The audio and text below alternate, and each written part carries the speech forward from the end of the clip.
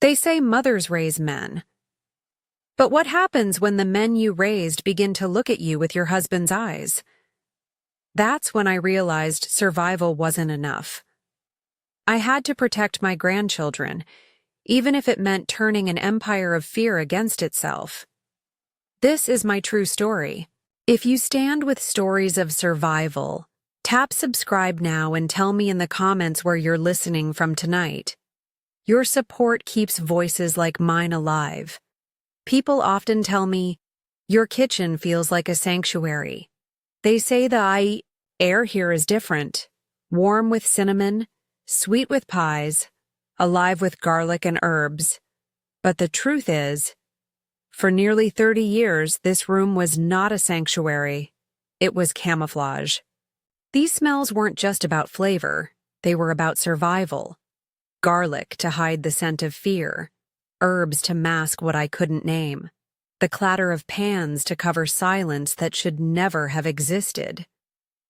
You may be listening in the quiet, hours, midnight, 2 a.m., somewhere between half asleep and half feral. That's all right. Dim your screen a little, let the world dissolve. Tonight, I'll tell you how this plain little kitchen, cast iron pots, wooden spoons, herbs in jars, became my shield, my diary, my prayer. This isn't an easy story. Before we begin, I want to say something. If you're carrying wounds of your own, please take care of yourself as you listen. Nothing here will be graphic, but the themes are heavy. Abuse, betrayal, survival. What you'll hear is not about gore. It's about dignity, endurance, and the slow work of reclaiming peace. Host voiceover. This is not a novel. It is memory. Told softly, symbolically, with the quiet strength of a grandmother who found freedom in the place she was meant to feel most trapped. A story of betrayal, survival, and a revenge more subtle than poison. When I stir a pot, these days, I don't just cook. I remember. The kitchen that once hid my fear now holds my healing. Every time I slice an onion, every time I knead dough, I think of how these motions once kept me alive. My grandchildren think my cooking is love, and it is, but it's also testimony. Proof that I outlasted what tried to end me. So, as we begin, I want you to imagine this space. A rocking chair creaks softly nearby. A kettle hums low on the stove. Jars of rosemary, basil, mint stand in a line by the window.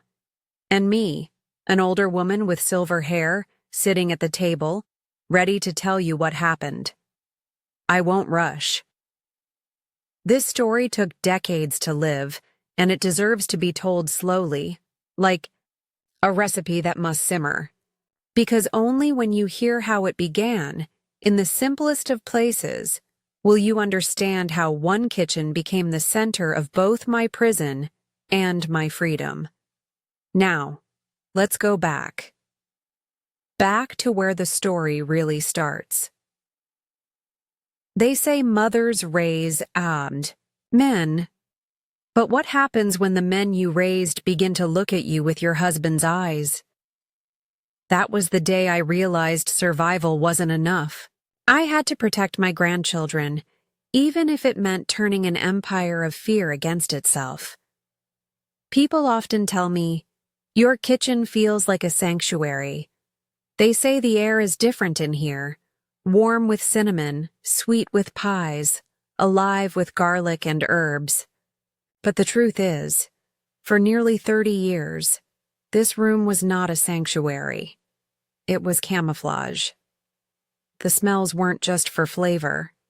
They were shields. Garlic to hide the scent of fear.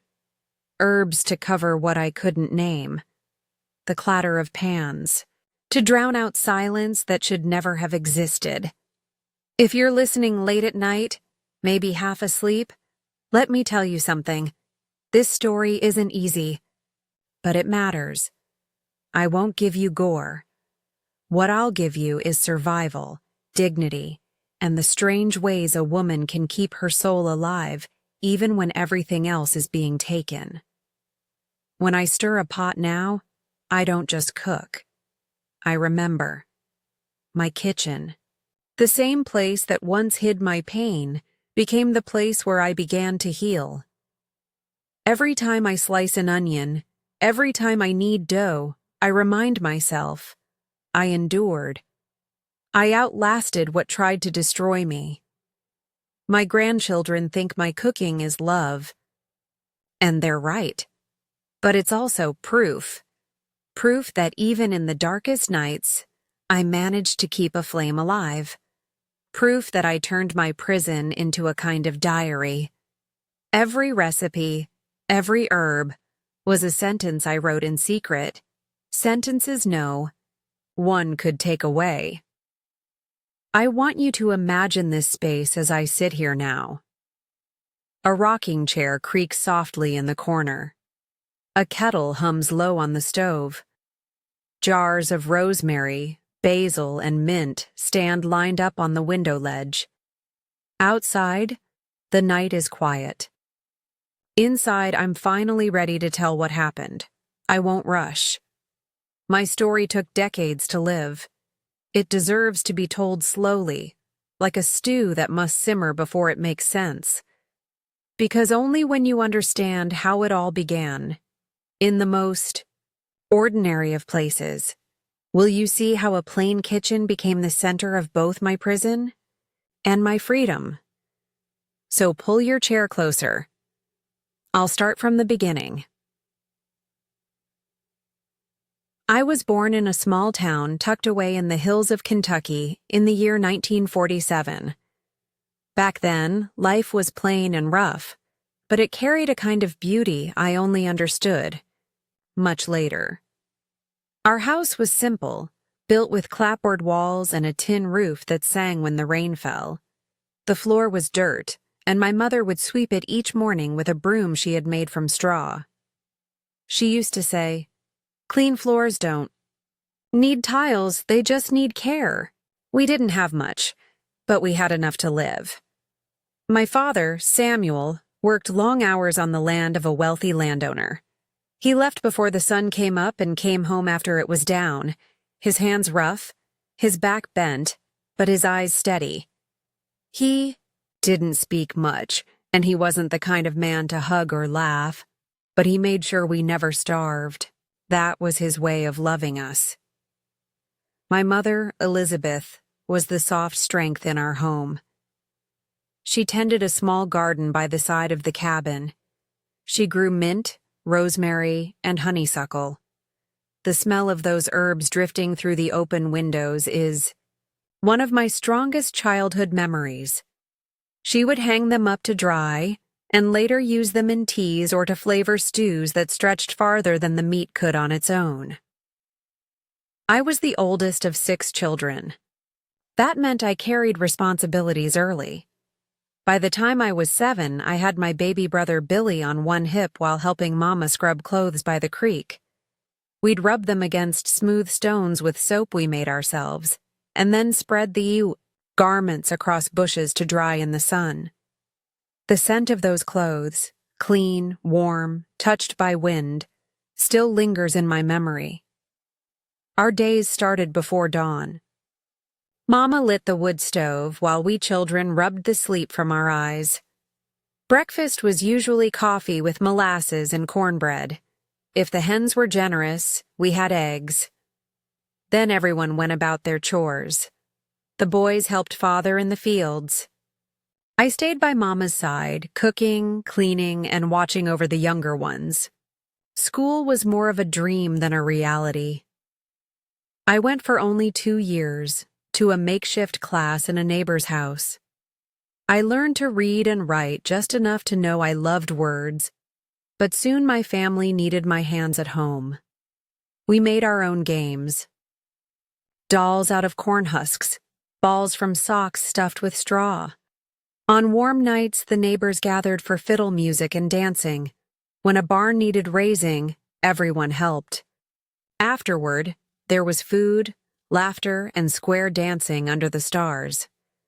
Those moments, fleeting as they were, gave me a taste of joy. But life wasn't always fair. When droughts came, we went hungry while the landowners' children feasted. I remember staring at their frosted birthday cakes, wondering why some had so much while others scraped by. One day I asked Mama about it, and she sighed, saying, "The world has always been this way, child. Some rule, some serve. We just do our best with what we have." Even as a little girl, I felt something stir inside me at those words. I didn't believe that unfairness was fate. I didn't have a name for it yet, but deep down I carried a seed of rebellion, a tiny whisper that said, "No, this is not the way it has to be." That whisper would stay buried for many years, but it never left me. I was only 13 when we left Pikeville. My father had been offered work on a larger farm in Hazard, about 25 miles away. The man who owned it promised a sturdier house, a little more pay, and better land. For my father, it was hope, for a future. For me, it was the end of childhood. The house in Hazard felt like a palace at first. It had a shingled roof that didn't leak and a floor made of concrete instead of dirt. There was more space for my siblings to play, and Mama no longer had to chase rainwater with buckets. But with new walls came new faces, and one of them would change everything. His name was Walter. He was the son of a foreman on the farm, 18 years old, tall, broad-shouldered, with green eyes that stood out against his dark hair. People said those eyes came from some Scottish grandfather. I don't know if that was true, but I do know they were the first thing that ever made me blush. The first time he spoke to me was at the county fair. He was sitting high on a bay horse, his jacket pressed neat, his hat tipped just so. All the girls noticed him, but when he got down, it was my hand he reached for. "What's your name, girl?" he asked, smiling as if the whole world belonged to him. "Beatrice?" I whispered, my cheeks burning. "A pretty name for a pretty girl," he said, and I thought my heart might leap clear out of my chest. Ski. Then on, Walter had a way of appearing wherever I went. At the well, on the path to the fields, even outside the church. At first I ran the other way, shy and uncertain. But slowly, I began to look forward to those meetings. He talked about the land he wanted, the home he would build, the family he dreamed of raising. And in those words, I began to see myself. My mother warned me. She sat me down one evening and said, "Be careful, girl. That boy has more standing than we do. Men like that, they take what they want." But I was young and soft-hearted. I believed his promises.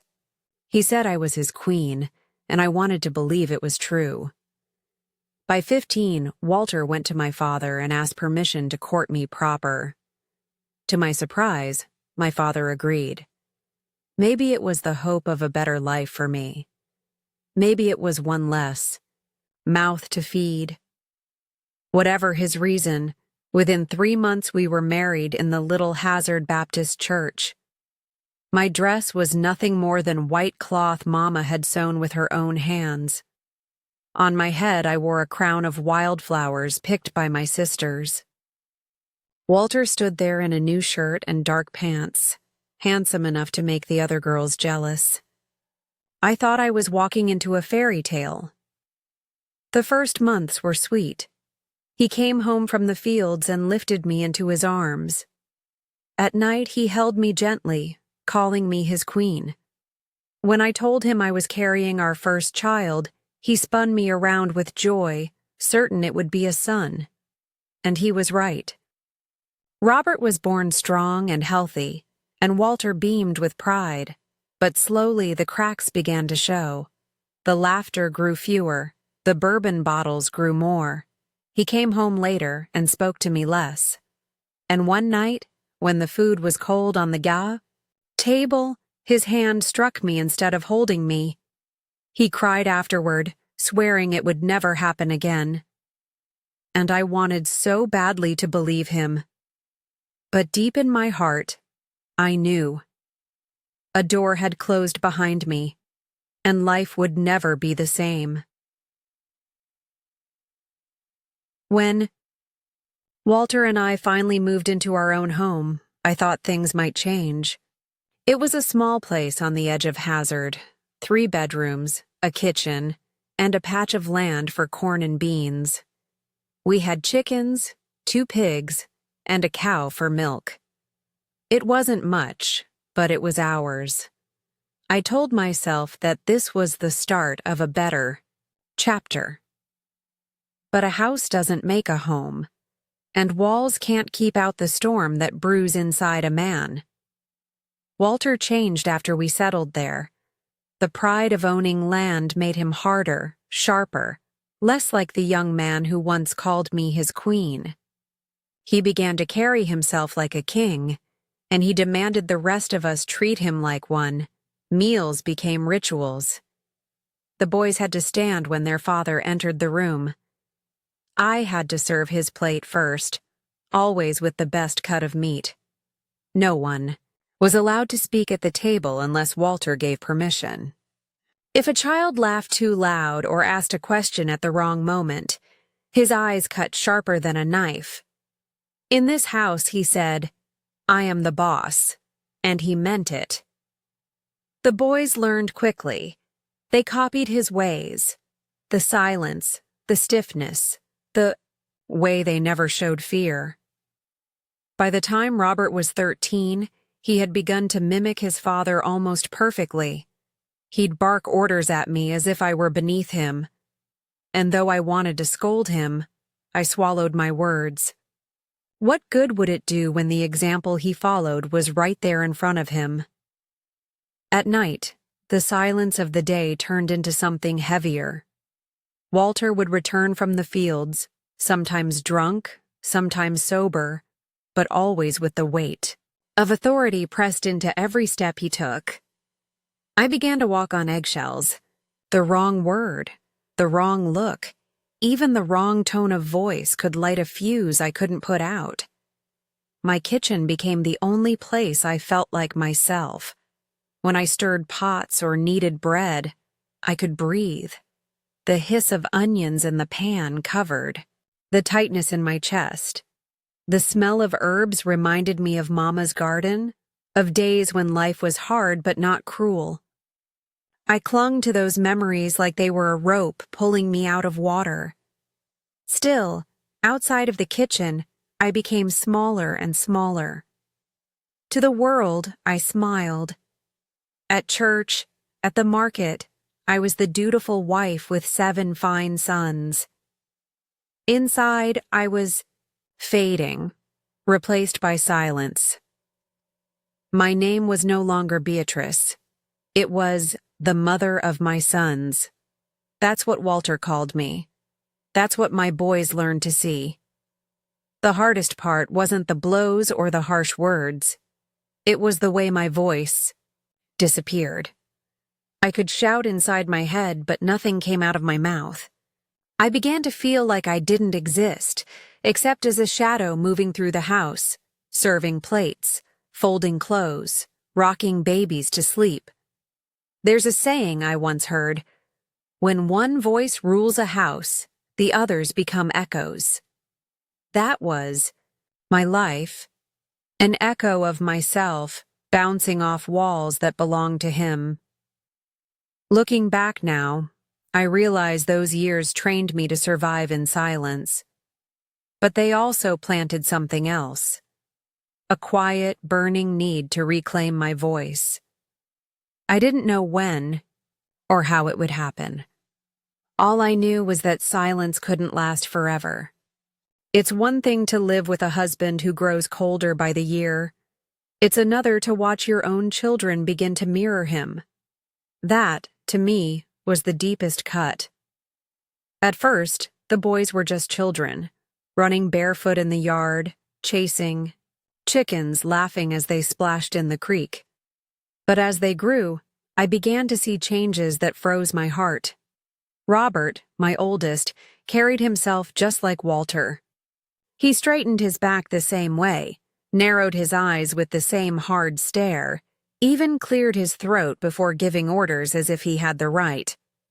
"Mother," he said one evening, barely 13, "you didn't cook the beans long enough." He sat at the table, arms folded, correcting me with the tone of a man instead of a child. I wanted to laugh at first. It seemed absurd, this boy imitating his father. But when I looked into his eyes, I saw no humor, only authority. The others followed in their own ways.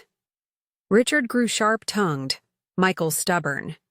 Even the younger ones, barely out of childhood, learned quickly that men didn't cry, didn't comfort, didn't help their mother unless their father said so. The softness I once saw in them was drying up like a stream in drought. I tried to hold on to small moments. At night, when the younger ones were half asleep, I hummed lullabies, running my hand through their hair. I whispered gentle words, hoping they would sink deeper than their father's commands. But I never knew if those whispers reached their hearts, or if Walter's voice drowned mine out. The hardest moment came one night when Walter stormed in late, bourbon on his breath. He shouted about the food being cold, the house being messy, me being useless. He shoved me against the wall and I fell hard, my head spinning. I looked up and saw Robert standing there in the doorway. I thought he might help me. He was old enough by then, strong, tall, able to step between us. But he didn't move. He didn't even flinch. He just stared, watching, his face calm in a way that chilled me to the bone. He wasn't afraid. He wasn't shocked.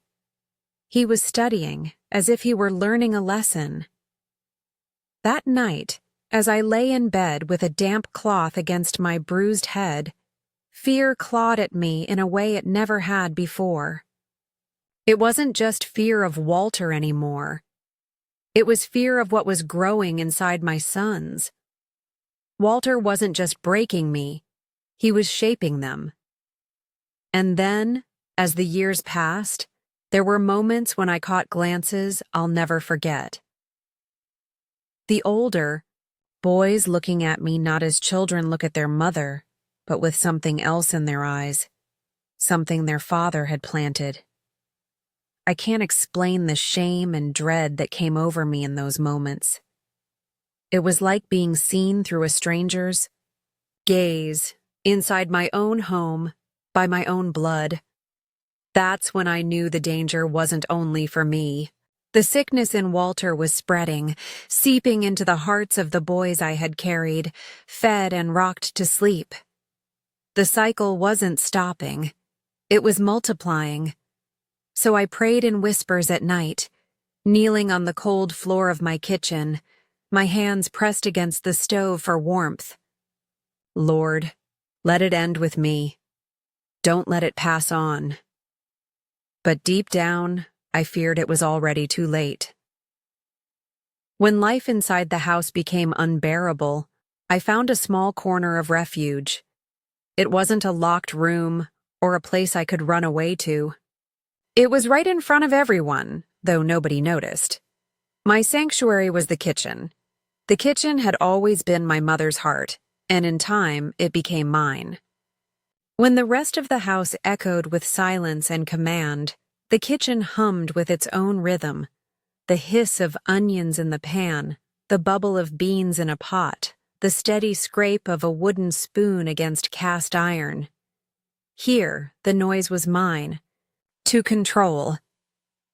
When Walter or the boys tried to take my voice, I built a new one in my mind. I began reciting recipes to myself, over and over, as if they were prayers. 2 cups of flour, a pinch of salt, Cut in the butter until it feels like coarse sand. Pour in the buttermilk. Stir gently. Never overmix. Bake until golden brown. I would whisper these steps silently whenever the world closed in around me. While Walter shouted, I named herbs in my head. Rosemary for remembrance, mint for virtue, sage for wisdom. While fear crept through the house, I traced cracks in the ceiling with my eyes and matched them to the recipes Mama had taught me. That way, my body might have been trapped, but my mind was free. At first, it felt like a game. Something to distract myself from the chaos. But soon I realized it was more. It was resistance. Every recited recipe was proof that there was still a part of me they couldn't touch. They could order me around, silence me at the table, bruise me when they wished. But they could not cook inside my head. That space belonged to me alone. And there, in that quiet rebellion, I began to build the strength I didn't yet know I had. I remember one night in particular. Walter was sitting in the corner, his glass of bourbon in hand, his eyes heavy with command. The boys shuffled around, trying to earn his approval. I was in the kitchen, kneading bread. My hands worked the dough, folding and pressing, while inside my head I was far away. One fold, two folds, let it rise. Cover with a cloth. Wait until it doubles. Each step was a wall I built between myself and the cruelty of that room. The bread rose in my mind, golden and fragrant, while outside, anger and suspicion boiled. I didn't cry.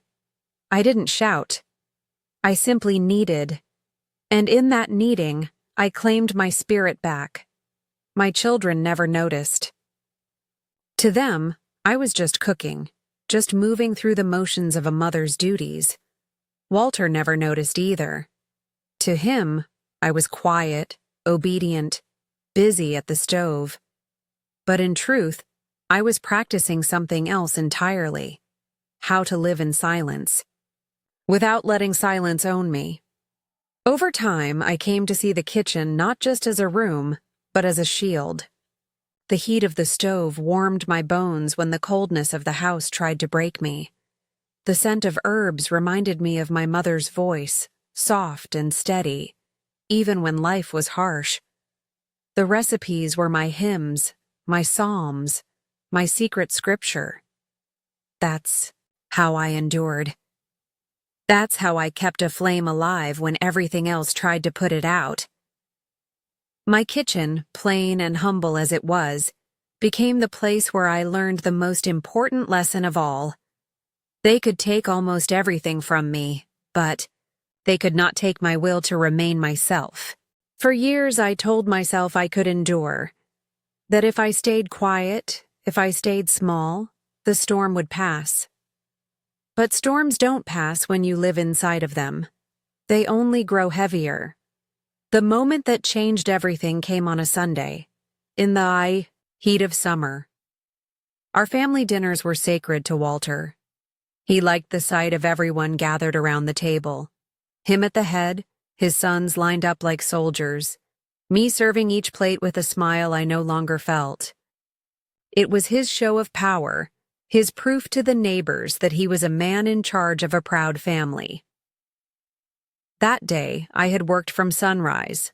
Fried chicken, collard greens, cornbread, beans, and pies cooling on the windowsill.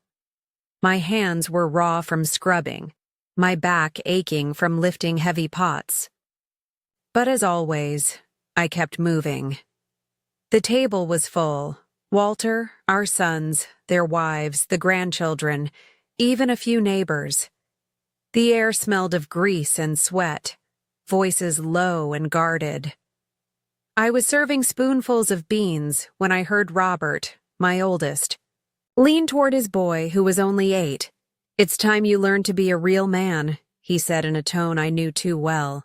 "I'll teach you the same way my daddy taught me." The spoon slipped from my hand and clattered to the floor. The sound was sharp, metallic, like a gunshot in the quiet. My heart froze, because I knew exactly what those words meant. When I bent to pick up the spoon, I saw Caroline, my granddaughter, just 6 years old, playing under the table. Her tiny hands rested on her knees, innocent and unknowing. And in that instant, something inside me broke wide open. It wasn't like a branch snapping. It was like a dam giving way after decades of pressure. Fear drained out of me, replaced by something colder, harder. Fury.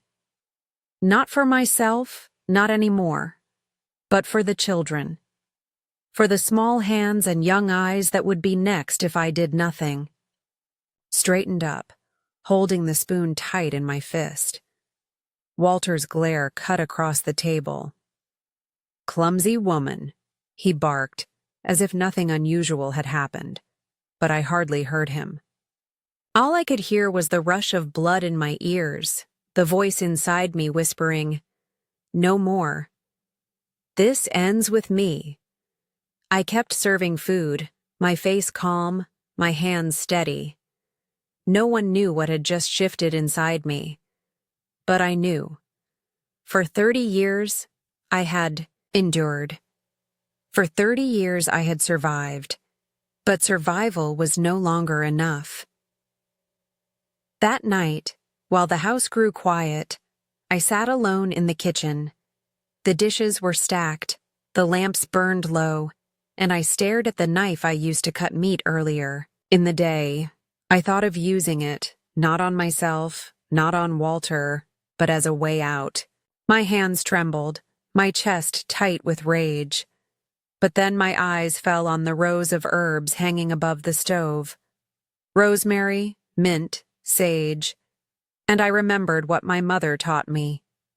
Some herbs heal, some calm, and some change the story. And I understood then that my weapon didn't need to be steel. My revenge didn't need to be blood. I would fight in the way they least expected, slow, patient, silent. I would use truth and time as my weapons. I would turn their pride, their greed, their suspicion against them. For 30 years, I had been the hunted. That night, I became the hunter. The night I decided to fight back, I didn't raise my voice or break a plate. I simply began to watch. I watched Walter. I watched my sons. And I noticed what made each of them restless. Pride, envy, fear of being left behind. Those were the cracks in the walls of this house, and I planned to slip through them quietly. It started small. A word here, a whisper there. I learned to drop my sentences the way you drop seeds into soil, carefully with patience, waiting for the right season to see them grow. With Raymond, who was 17 and still uncertain, I whispered, "Your father thinks you're too soft, too weak to ever measure up." I saw his jaw tighten, his eyes dart toward the shadows where Walter sat. With Michael, who had always cared more about money and land than anything else, I said, "I overheard. Talk that the property will go only to Robert and Richard. The rest of you won't get a thing." He frowned, his fingers tapping the table, ambition turning to suspicion. With Edward, the quiet one who always longed for his father's approval, I murmured, "Your daddy says only Robert carries his strength.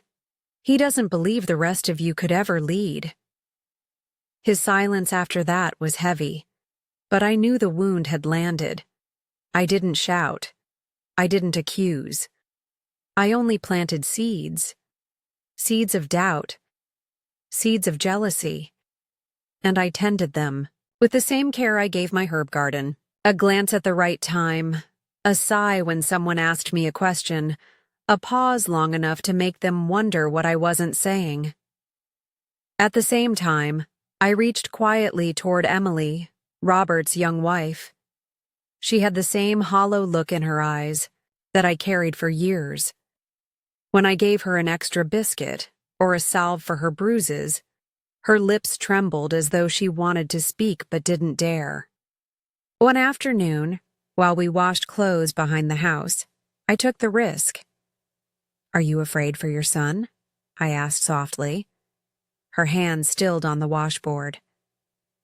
"I don't know what you mean," she whispered. "Yes, you do."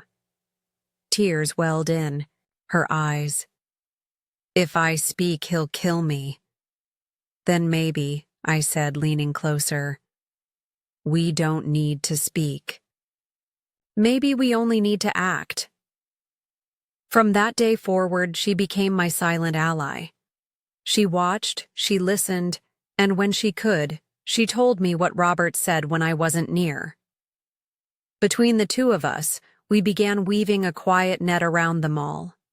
As weeks passed, the changes were small but clear. The boys began to mistrust each other. A look lingered too long. A sharp word cut deeper than before. Little arguments at the table turned into full shouting matches in the yard. Walter noticed the shift, but he couldn't trace it back to me. He blamed outsiders, neighbors, even the city. He never thought to look at the woman who stirred his coffee each morning. Every night I sat in my kitchen, the herbs drying above me, and I told myself, this is the true poison. Not milkweed, not berries, not a knife. The real poison is doubt, and I had fed it to them in doses too small to see, but strong enough to spread. For 30 years I had lived in silence. Now my silence was my weapon. I was no longer only the mother of my sons.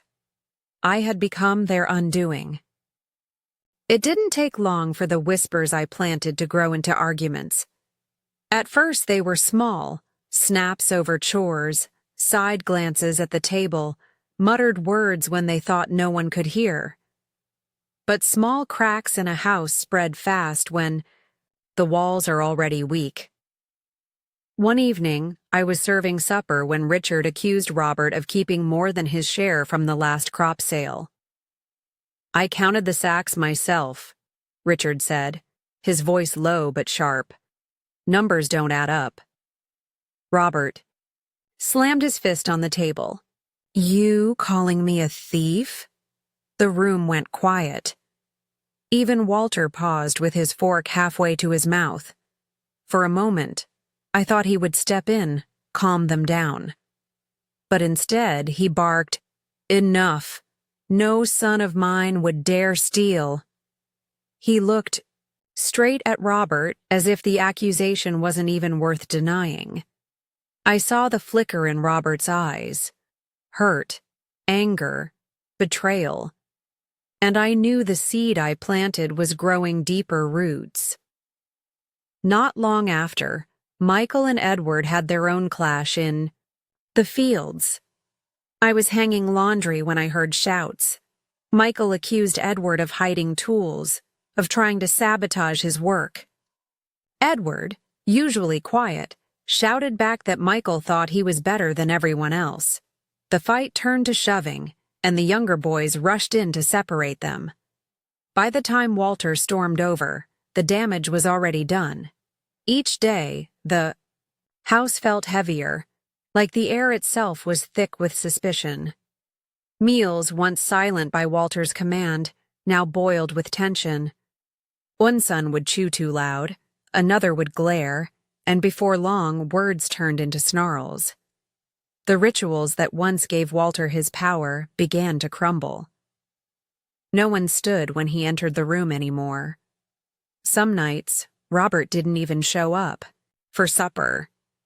Richard would disappear for hours, returning with a sullen face and mud on his boots. Michael muttered under his breath about being cheated. The biggest shift, though, was in Walter himself. For the first time in decades, I saw confusion in his eyes. He would pace the porch after dark, muttering about ingrates and traitors. He shouted more often, but his words no longer carried the same weight.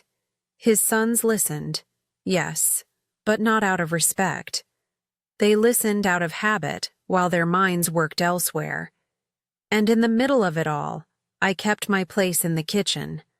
Stirring, kneading, baking, my face calm, my hands steady. No one suspected me. To them, I was still the silent woman in the background, clumsy with spoons, busy with pots. But inside, I felt something I hadn't felt in years. Control. Not complete, not safe yet, but enough to remind me that I was more than what they tried to make me. I remember one night in particular. The boys were shouting on the porch, Walter bellowing to be heard over them. I stood in the kitchen doorway, hidden in the shadows, watching them tear at each other like dogs fighting over scraps. And I realized I no longer needed to raise a hand. The seeds had grown. The cracks were splitting wide open. For 30 years, fear ruled this house. But now, for the first time, fear had changed sides. Walter always saw himself as a king. Our small patch of land, the chickens in the yard, the boys who bowed to his rules. This was his kingdom. And for years, he believed it was unshakable. But kings fall hardest when their crowns slip. The fights among my sons grew worse with every passing week. Robert accused Richard of trying to steal land. Michael complained that Robert was hiding money. Edward sulked in silence, bitterness boiling behind his eyes. Even the younger ones, once obedient shadows, began to roll their eyes at their father's orders. I watched Walter try to hold it together. He shouted louder, slammed his fists harder, made new rules to remind them who sat at the head of the table. But no one listened the way they once had. His voice no longer silenced the room. Instead, it sparked mutters, smirks, even open defiance. One night, after a particularly loud argument between Robert and Richard, Walter turned his fury on me. He dragged me into the bedroom, gripping my arm until bruises bloomed. "What have you been saying to them?" he growled, his face inches from mine. "You've poisoned my sons against me." I looked him straight in the eye, and for the first time in 30 years I didn't look away. "I don't know what you mean," I said calmly. "I'm just the clumsy woman who can't even serve a spoon without dropping it. Remember?" Something in my voice unsettled him. His hand loosened, and for the first time, I saw it.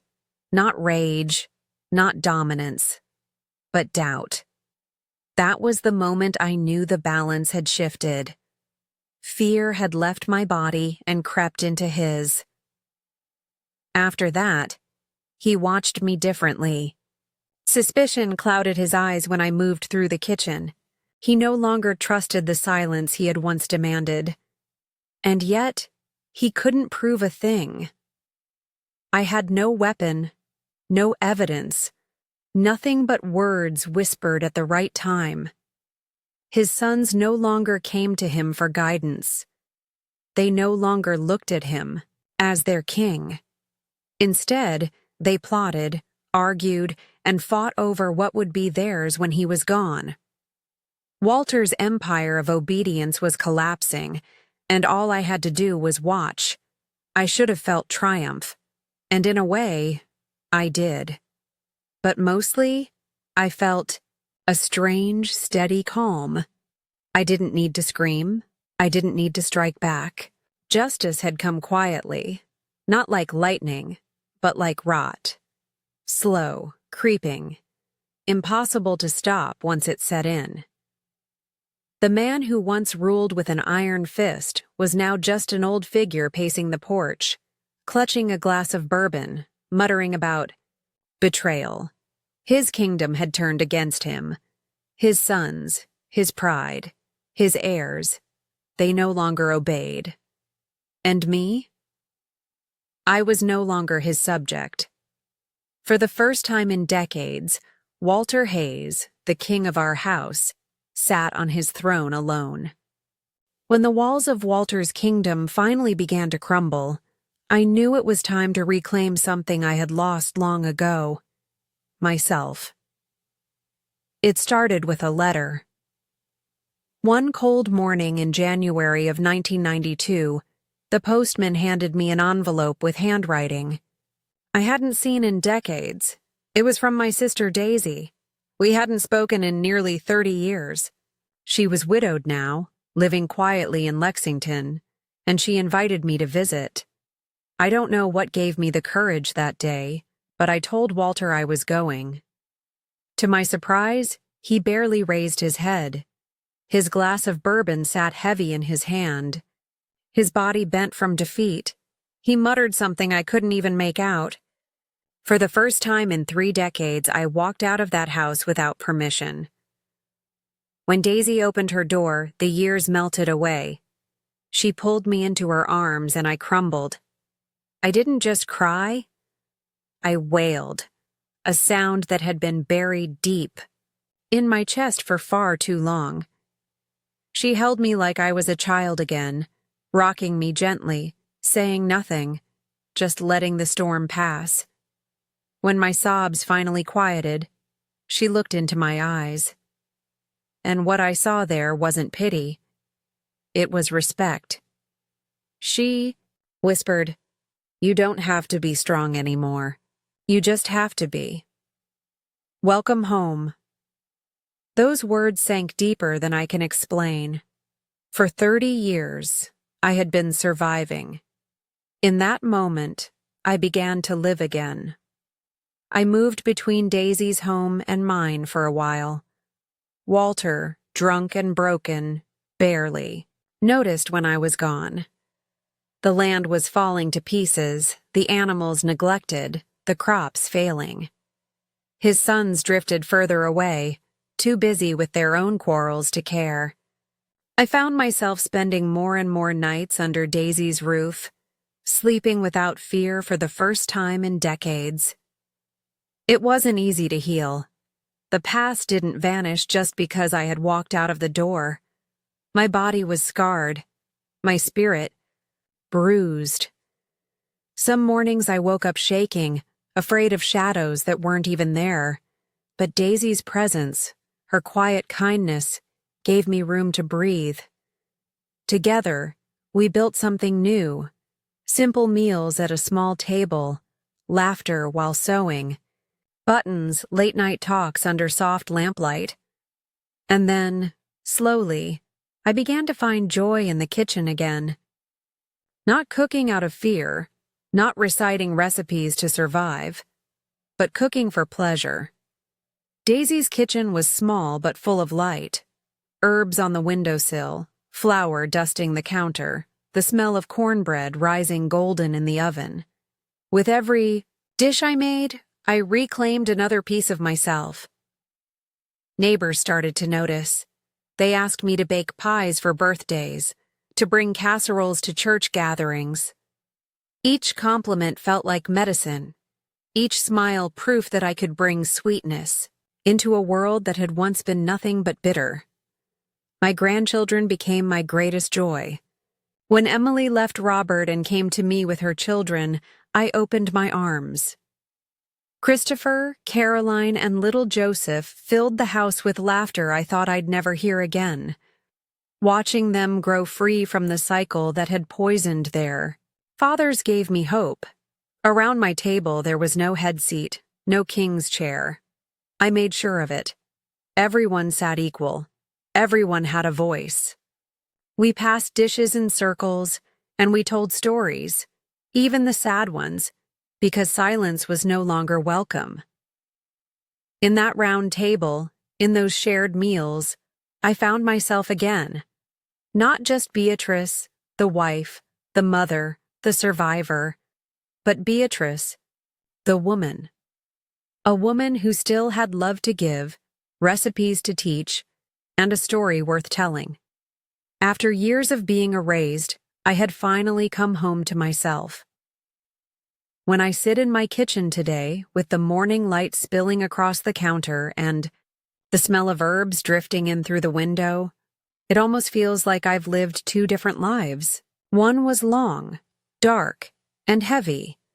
A life where silence and fear ruled every corner.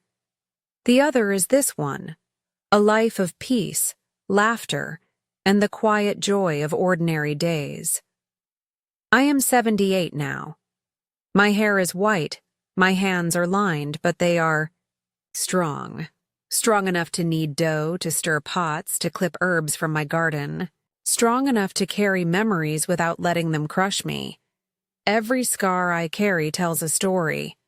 For years, I thought those scars marked me as broken. Now I see them as maps of survival. Proof that even when the storm rages, the roots can hold. Teach cooking classes twice a week at the community center. Young mothers, teenagers, retirees, even a few men who want to surprise their wives. They all gather around my table. I show them how to season beans, how to fry chicken crisp without burning it, how to make biscuits soft as pillows. But what I'm really teaching isn't recipes, it's resilience.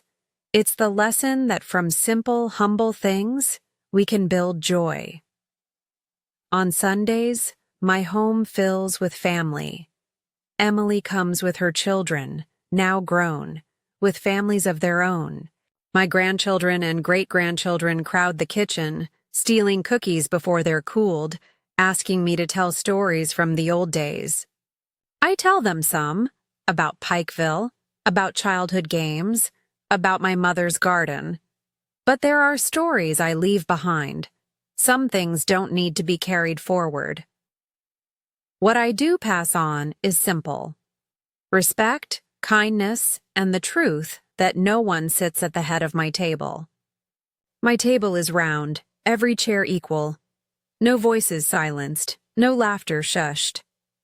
Around this table, everyone belongs. I won't say healing is perfect. Some nights, I still wake with shadows on my chest, memories pressing down. But I remind myself, that was then, this is now. I step into the kitchen, light the stove, and let the smell of coffee and cinnamon remind me of the life I've built since. If there's one thing I've learned, it's this. No prison lasts forever. Even when the walls seem too high, even when the chains feel like skin, there is always a way out. Sometimes escape is not about running. Sometimes it's about transforming the very space that once held you captive. My kitchen, once my cage, became my sanctuary. My silence, once a prison, became my weapon. And my story, once buried, is now the legacy I choose to tell. To you listening now, wherever you are, if you're carrying your own shadows, know this: you are not alone. You are stronger than you think, braver than you believe, and worth more than anyone has ever told you. Don't let anyone take your voice. Even in whispers, your voice has power. If my story has touched you, let me know in the comments where you're listening from tonight. Subscribe if you want to hear more stories told carefully, honestly, and with respect. And if you know someone who needs to hear this, share it with them. You never know what hope your action might spark. Because what survives isn't just pain. What survives is what we season, with patience, with courage, with love. And I choose to season my life with freedom.